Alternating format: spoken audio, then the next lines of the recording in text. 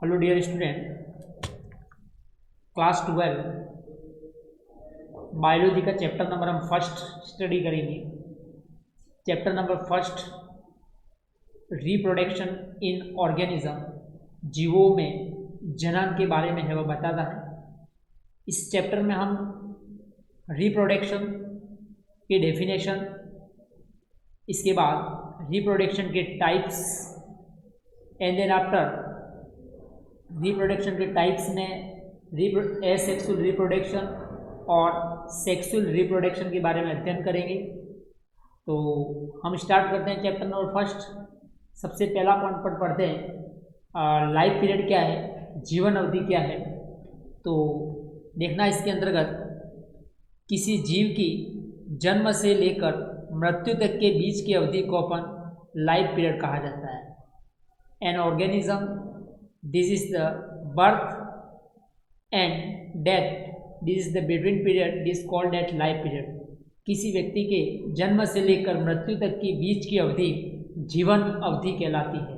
यानी प्रत्येक व्यक्ति का जो जन्म लेता है और उसकी मृत्यु होती है तो इसके बीच की जो अवधि है वही क्या कहलाती है, लाइफ पीरियड कहलाती है, जीवन अवधि कहलाती है। और प्रत्येक व्यक्ति का लाइफ पीरियड है वह एक फिक्स होता है।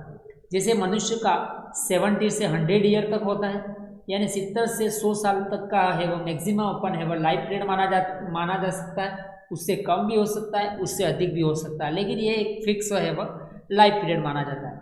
सेकेंड नंबर पे कुत्ते का जैसे बताया 12 से 17 वर्ष, हाथी का 60 से 75 वर्ष, मोर का 20 से 25 वर्ष। तो जन्म से लेकर मृत्यु तक के बीच की अवधि को जीवन अवधि है वह कहा जाता है। फिर अगले पॉइंट पर अपन पढ़ते हैं कि जनन क्या है। जो जनन, रिप्रोडक्शन जिसे अपन कहते हैं इंग्लिश में, जीवों में अपने समान निरंतर नई संतति को प्राप्त करना जनन कहलाता है। An organism, it is produce a new organism, this is the similar of parental, this called eight reproduction. जीवों में अपने समान एक नई संतति को प्राप्त करना जनन कहलाता है। ओके, हम टाइप्स ऑफ रिप्रोडक्शन के बारे में पढ़ते हैं। टाइप्स ऑफ रिप्रोडक्शन दो प्रकार से होता है। एक तो होता है एसेक्सुअल रिप्रोडक्शन और सेकेंड नंबर पे होता है सेक्सुअल रिप्रोडक्शन, अलैंगिक जनन और लैंगिक जनन। सबसे फर्स्ट नंबर पे अपन पॉइंट पे चलते हैं। अलैंगिक जनन क्या है? एक ही जनक से प्राप्त होने वाली संतति जो आकारिकी व आनुवंशिक रूप से समान होती है उसे अलैंगिक जनन कहा जाता है। एक ही जनक से प्राप्त होने वाली संतति जो आकारिकी रूप से और आनुवंशिक रूप से समान होती है, अलैंगिक जनन है वह कहलाता है। The organism is similar of the parental, this called eight asexual reproduction. अलैंगिक जनन से प्राप्त होने वाली जो संतति है वो आकारिक और आनुवंशिक रूप से समान होती है, तो भिन्नताओं को लिए हुए नहीं होती है। दूसरे नंबर पे एक ही जनक से प्राप्त होती है। तीसरे नंबर पे निम्न श्रेणी के जीवों में पाया जाता है। तो निम्न श्रेणी यानी जो प्रोकैरियोटिक जीव है, छोटे जो जीव है, उसके अंदर एसेक्सुअल रिप्रोडक्शन पाया जाता है। इस प्रकार की संतति को हम क्लोन कहा जाता है। क्लोन एक अलैंगिक जनन का एक प्रकार है। क्लोन यानी आकारिकी और आनुवंशिक रूप से समान होती है। और फर्स्ट जो क्लोन भेड़ के अंदर है वह देखा गया था, उस भेड़ का नाम है वह डोली दिया गया था। तो अलैंगिक जनन के निम्न टाइप्स हैं। फर्स्ट नंबर पे विखंडन, फ्रेगमेंटेशन। सेकेंड नंबर पे विखंडन के बाद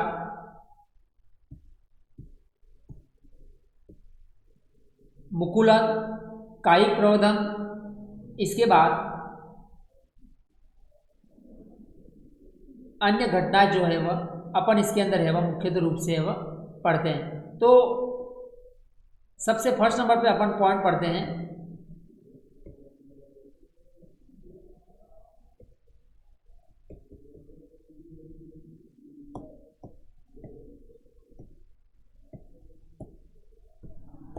फर्स्ट पॉइंट पढ़ते हैं अपन विखंडन के बारे में। विखंडन क्या है? जब कोई जीव का शरीर जब कोई जीव का शरीर अनेक भागों में विभक्त हो जाता है, उस प्रक्रिया को अपन कहते हैं विखंडन। इस प्रकार के विखंडन में प्राप्त होने वाली संतति अनेक भागों में विभाजित हो जाती है और एक नया जीव उत्पन्न होता है, उसे विखंडन कहते हैं। यानी जब कोई जीव का शरीर टूटकर अनेक भागों में विभक्त हो जाता है, इस प्रक्रिया को अपन कहते हैं विखंडन। और विखंडन 2 टाइप से होता है, एक तो द्विविखंडन जिसे अपन कहते हैं बाइनरी फिजन, और सेकेंड नंबर पे होता है मल्टीपल फिजन जिसे अपन कहते हैं बहुविखंडन। तो द्विविखंडन क्या है? जब जीव का शरीर एक कोशिका 2 समान भागों में विभक्त हो जाती है, प्रत्येक भाग वृद्धि कर एक नई कोशिका का है वह निर्माण करता है, द्विविखंडन कहलाता है। इस प्रकार के अंतर्गत है वह जब कोई जीव है, ये है वह टूटकर 2 अपने समान नई संतति कोशिकाओं का निर्माण करता है, उसे अपन कहते हैं द्विविखंडन। और द्विविखंडन देखना अमीबा, यूग्लिना, पैरामीशियम जो एक कोशिकीय जीव है उसमें बाइनरी फिजन होता है। जैसे अमीबा का आकार है वह निश्चित रूप से है वह बदलता रहता है। ये अमीबा का है केंद्रक, ये 4 और कोशिका द्रव्य। अब इसके अंदर है वह बाइनरी फिजन होगा, तो अपने समान है वह 2 नई कोशिकाओं को ये है वह निर्माण करेगा, और प्रत्येक कोशिका है वह मात्र कोशिकाओं की कैसी होती है? समान होती है, तो द्विविखंडन कहलाता है। बहुविखंडन हम पढ़ते हैं। इस प्रकार के विखंडन में जीव का शरीर जब 2 या 2 से अधिक कोशिकाओं में विभक्त हो जाता है तो उसे बहुविखंडन कहते हैं। और बहुविखंडन है वह मुख्यतः रूप से इसका एग्जाम्पल होगा प्लाज्मोडियम में देखा जाता है। प्लाज्मोडियम की जो सेल है यानी मच्छर के अंदर देखा जाता है कि कोशिका 2 से अधिक भागों में विभक्त हो जाती है, और प्रत्येक कोशिका है वो मात्र कोशिकाओं की कैसी होती है? समान होती है। तो बहुविखंडन की प्रक्रिया प्लाज्मोडियम यानी मादा एनोफिलिस नामक मच्छर में बहुविखंडन को देखा जाता है। ओके,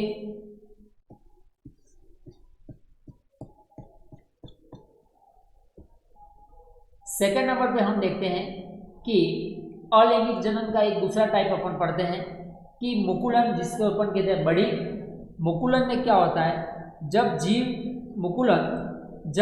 जीव के किस शरीर के ऊपर एक विशिष्ट प्रकार का उभार बनता है, उस उभार को अपन कहते हैं मुकुल। क्या कहा जाता है? मुकुल। जब किसी जीव के शरीर के ऊपर एक विशिष्ट प्रकार का उभार बनता है, उस उभार बनने की प्रक्रिया को मुकुल कहते हैं, और ये अलग होकर एक नया जीव उत्पन्न होता है, इस प्रक्रिया को मुकुलन कहा जाता है। और मुकुलन है वह मुख्य रूप से हाइड्रा, ईस्ट आदि प्रकार के वह जीवों के अंदर है वह ये देखा जाता है। यानी जीव के शरीर के ऊपर एक छोटा सा ये छोटे से उभार को अपन मुकुल कहा जाता है, और ये प्रत्येक बना हुआ उभार एक नए जीव को उत्पन्न करने में सक्षम करता है। इस प्रक्रिया को अपन क्या कहा जाता है? बड़ी कहा जाता है। तो दूसरा टाइप्स एसेक्सुअल रिप्रोडक्शन का हमने कंप्लीट किया, मुकुलन। तीसरे नंबर पे हम पढ़ते हैं, तीसरे नंबर पे होता है कायिक प्रवर्धन। कायिक प्रवर्धन इसे अपन कहा जाता है वेजिटेटिव प्रोडक्शन, वेजिटेटिव प्रोपगेशन। पादप के कायिक भाग में द्वारा जनन होने की प्रक्रिया होती है। 2 जनकों में युग्मन नहीं होता है, यह भी कायिक प्रवर्धन अलैंगिक जनन कहलाता है। अब पादप के कायिक भाग 3 होते हैं, एक तो जड़, एक तना, एक पत्ती। तो जड़, तना और पत्ती पादप के 3 वेजिटेटिव पार्ट होते हैं, कायिक भाग होते हैं, और इसके द्वारा है वो प्रवर्धन होने की संभावना रहती है। अब जैसे देखा जाए कि तने द्वारा दिया है शलकण, जिसे शलकण का एग्जाम्पल क्या हुआ? प्याज। इसके बाद आता है कंद जो देखा जाता है आलू के ऊपर एक छोटा सा एक उभार बन जाता है, इस प्रक्रिया को अपन कहते हैं ट्यूबर, यानी ये कहलाता है आलू। धनकण का होगा अरबी। इसके बाद आता है शलकण का प्याज हो गया, कंद का आलू हो गया, धनकण का अरबी हो गया, ऊपरी भूस्थाली का घास हो गया। ये सभी है वो मुख्यतः रूप से कौन से हैं?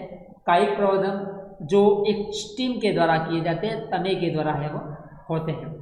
सेकेंड नंबर पे पत्तियों द्वारा कायिक प्रवर्धन में मुख्यतः रूप से होता है ब्रायोफिलियम पत्थर चट्टा में देखा जाता है कि पत्थर चट्टा के अंदर है वह मुख्यतः रूप से ये प्लांट की जो लीफ है, ये प्लांट की लीफ, ये इस लीफ के ऊपर है वह एक नया है वह प्लांट है वह एक नया पादप है वो उग जाता है और प्रत्येक उगा हुआ भाग एक नए पादप के रूप में है वह पूर्णतः रूप से विकसित हो जाता है। तो ब्रायोफिलियम यानी बिगोनिया पत्थर चट्टा जिसे अपन कहते हैं उसके अंदर है वह मुख्यतः रूप से अलैंगिक जनन कायिक प्रवर्धन के द्वारा है वह पूर्ण होता है।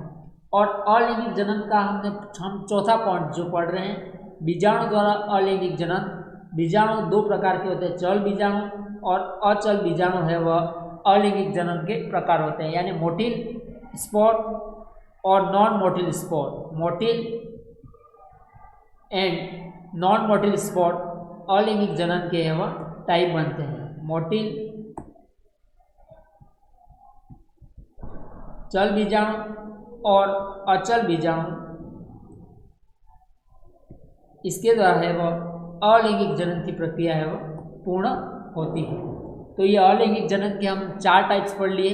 फर्स्ट नंबर पे हमने एसेक्सुअल रिप्रोडक्शन का, एसेक्सुअल रिप्रोडक्शन के हमने 4 टाइप पढ़े। फर्स्ट नंबर पे पढ़ा विखंडन, सेकेंड नंबर पे मुकुलन, थर्ड नंबर पे हम पढ़ रहे थे, थर्ड नंबर पे हमने पढ़ा कायिक प्रवर्धन वेजिटेटिव प्रोपेगेशन, और फोर्थ नंबर पे हमने पढ़ा मुख्यतः रूप से बीजाणु द्वारा अलैंगिक जनन, अलैंगिक जनन। ओके डियर स्टूडेंट, तो हमने अलैंगिक जनन के ये टाइप्स के बारे में स्टडी कर दी। इसके बाद हम चलते हैं लैंगिक जनन की प्रक्रिया। लैंगिक जनन की प्रक्रिया, लैंगिक जनन की डेफिनेशन आपको ध्यान में होना चाहिए। दो भिन्न भिन्न जनकों के पास प्राप्त होने वाली जो संतति जो आकारिकी और आनुवंशिक रूप से विभिन्नताओं को लिए होती है, जिसे लैंगिक जनन कहते हैं। यानी दो अलग अलग, दो भिन्न भिन्न संततियों से प्राप्त होने वाली संतति जो आकारिकी और आनुवंशिक में बहुत सारे भिन्नताओं को लिए हुए होती है, जिसे लैंगिक जनन कहते हैं। अब इसके डिफरेंस पढ़ते हैं अपन। अलैंगिक जनन मैंने कहा था निम्न श्रेणी के जीवों में होगा, जबकि लैंगिक जनन है वो उच्च श्रेणी के जीवों में पाया जाता है। यानी यूकैरियोटिक जो जीव है उसके अंदर लैंगिक जनन की प्रक्रिया होती है, बहुत सारी भिन्नताओं को लिए हुए प्राप्त होती है, लैंगिक जनन कहलाता है। लैंगिक जनन उच्च वर्ग के पादप और जंतुओं में यह प्रक्रिया है वह पूर्ण होती है। लैंगिक जनन में मुख्यतः रूप से अर्धसूत्री विभाजन की प्रक्रिया होती है, जिसमें मियोसिस प्रोसेस होता है। जीवों में लैंगिक जनन के दौरान सभी प्रक्रिया एक निश्चित क्रम का पालन करती है। नर व मादा युग्मक बनते हैं, जिसमें लैंगिक जनन होगा जब मेल और फीमेल गैमेट्स आपस में मिल जाए तो एक प्रकार का है वो फ्यूजन होता है, ठीक है। युग्मन की प्रक्रिया होती है। निषेचन के पश्चात वो युग्मनज में परिवर्तित हो जाते हैं और युग्मनज मनुष्य में भ्रूण के रूप में है वह जन्म लेते हैं। यानी मेल गैमेट्स और फीमेल गैमेट इनके बीच में फर्टिलाइजेशन होगा, निषेचन होगा। निषेचन से युग्मनज जाइगोट में बदल जाएगा और जाइगोट से विभिन्न प्रकार की एम्ब्रियोजेनेसिस प्रोसेस है वह स्टार्ट हो जाती है, जिसमें मुख्य तौर पर कहते हैं मोरूला, ब्लास्टुला, गेस्टुलेशन। ये विभिन्न प्रकार की प्रक्रिया है वह फीमेल के यूट्रस के अंदर है वह पूर्ण है वह होती है। अब लैंगिक जनन को 3 भागों में बांटा गया है। पहला निषेचन पूर्व घटना, नंबर 2 निषेचन, और तीसरे नंबर पे निषेचन पश्च घटना। निषेचन पूर्व घटना यानी pre fertilisation process, second number पे फर्टिलाइजेशन एंड देन आफ्टर है वह आता है निषेचन पश्च घटना। तो निषेचन पूर्व घटना प्री फर्टिलाइजेशन,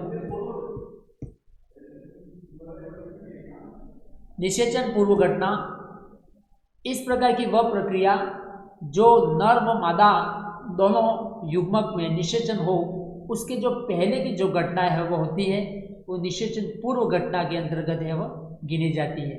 युग्मनज जाइगोट बनने से पूर्व की सभी घटनाएं निषेचन पूर्व घटनाएं है, वो कहलाती है।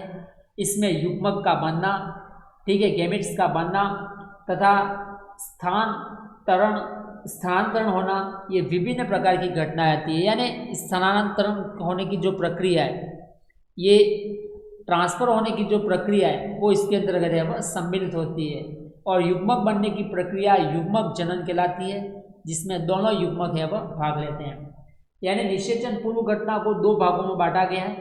फर्स्ट गैमेट्स का बनना और देन आफ्टर सेकेंड नंबर पे युग्मक का स्थानांतरण होना, ये दोनों घटना है वह निषेचन पूर्व घटना में आती है। और जो गैमेट्स होते हैं, युग्मक होते हैं, वो अगुणित होते हैं। याद रखना, गैमेट्स जो होंगे, युग्मक होंगे, वो अगणित होते हैं। और शैवाल क्लेमाइडोमोनास में जिसमें 3 प्रकार के गैमेट्स बनते हैं, समयुग्मक, असमयुग्मक और विषम युग्मक। सेकेंड नंबर पे हम पढ़ते हैं निषेचन पूर्व घटनाओं में युग्मक का स्थानांतरण होता है। सेकेंड नंबर पे युग्मक जनन समयुग्मक की प्रजाति में एक ही प्रकार के, जब दोनों युग्मक आकारिकी और आनुवंशिक रूप में समान होते हैं तो उसे समयुग्मक, और यदि दोनों युग्मक अलग अलग होते हैं तो उसे अपन क्या कहा जाता है, विषम युग्मक है वह कहते हैं। अगुणित युग्मक में युग्मक जनन समसूत्री विभाजन द्वारा, द्विगुणित में युग्मक में अर्धसूत्री विभाजन द्वारा बनते हैं। इस प्रकार लैंगिक जनन के द्वारा दोनों युग्मक है वह बनते हैं। फिर आता है, हम इसी के अंदर पढ़ते हैं युग्मक का स्थानांतरण। नर व मादा युग्मकों का जब एक दूसरे के निकट आ जाते हैं तो वो जाइगोट में, युग्मनज में है, वह मुख्यतः रूप से क्या हो जाते हैं, परिवर्तित हो जाते हैं। अधिकांश नर युग्मक चलनशील होते हैं, लेकिन मादा युग्मक एक जगह पे होते हैं। शैवाल और कवक में नर और मादा दोनों प्रकार के युग्मक चलनशील होते हैं। चलनशील युग्मक को गति की आवश्यकता है वह पड़ती है। एग्जाम्पल जैसे देखना कि शैवाल में ब्रायोफाइटा, टेरिडोफाइटा में नर युग्मक के स्थानांतरण के लिए किसकी आवश्यकता होती है, जल की आवश्यकता होती है। तो ये निषेचन पूर्व घटना के युग्मक जनन और सेकेंड नंबर पे युग्मक का स्थानांतरण। यदि दोनों युग्मक समान है तो समयुग्मकी, दोनों युग्मक यदि अलग अलग है तो उसे विषम युग्मकी कहते हैं। Okay dear student, thank you.